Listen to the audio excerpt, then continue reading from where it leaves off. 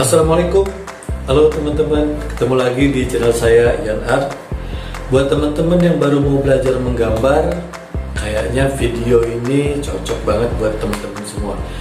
Karena di video kali ini saya akan menggambar hanya dengan menggunakan pulpen, yang which is mungkin teman-teman juga pasti punya yang namanya pulpen atau pensil atau apa aja alat tulis, itu teman-teman bisa pakai untuk menggambar.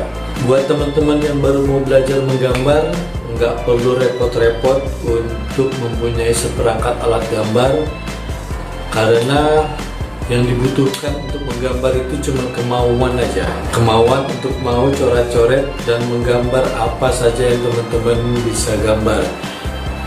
Bisa dari imajinasi teman-teman sendiri, atau bisa mencontek gambar yang sudah ada, atau mencontek benda-benda di sekeliling teman-teman semua.